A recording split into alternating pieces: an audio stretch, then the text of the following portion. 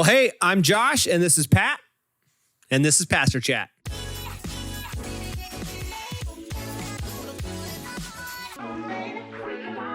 So, hey, Pat, great message, by the way. Thank you. Thank you. You know, one of the things that you said is that everyone worships something or someone. Yeah. Can you talk about why you think, why maybe that's the case? Well, it's interesting. I mean, history displays that, right? Every civilization has worshiped something or someone. But I actually think the Bible speaks to that too. There's a verse in the Bible that says that he put eternity in our hearts.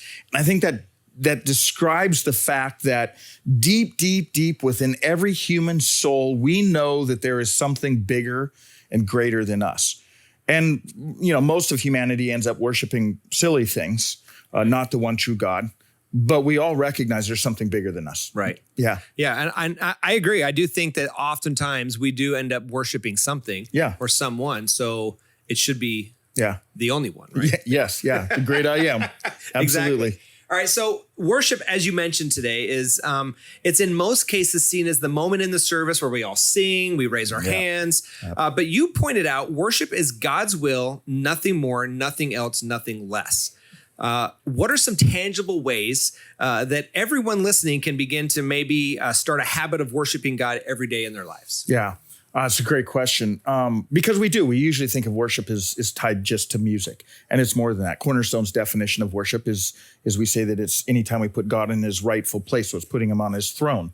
So we can do that in a lot of different ways. Tangibly, it may just be you pausing sometimes before you're going to work on a project, whatever you do for work. It may be just you pausing and saying, God, I'm going to do this as an act of worship to you.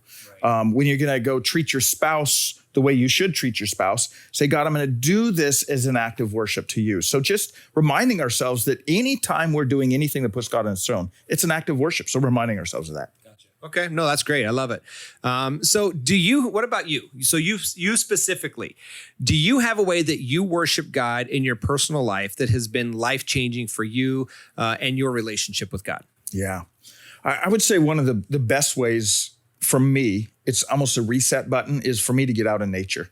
So even in my message, you know, I talked a lot about nature and the sky and the stars. But when I get out in nature, it's almost like a reset button, and it reminds me there is someone that is bigger than me, that is greater than me. That's a reset button for me. But let me bounce that back to you. What about you, Josh? How do you do that? You're not interviewing me. What are you talking about? Okay.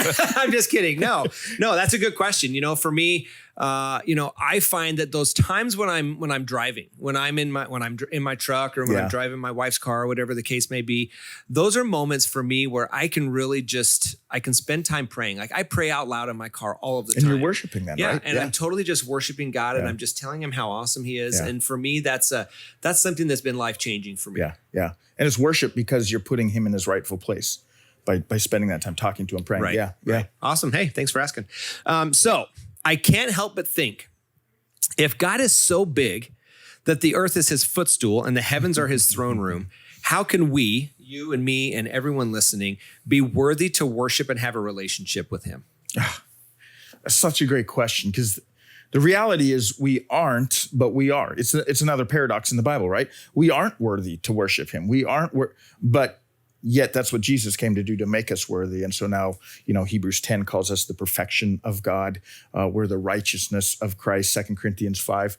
So because of what Jesus did on the cross, we are now worthy of worshiping him.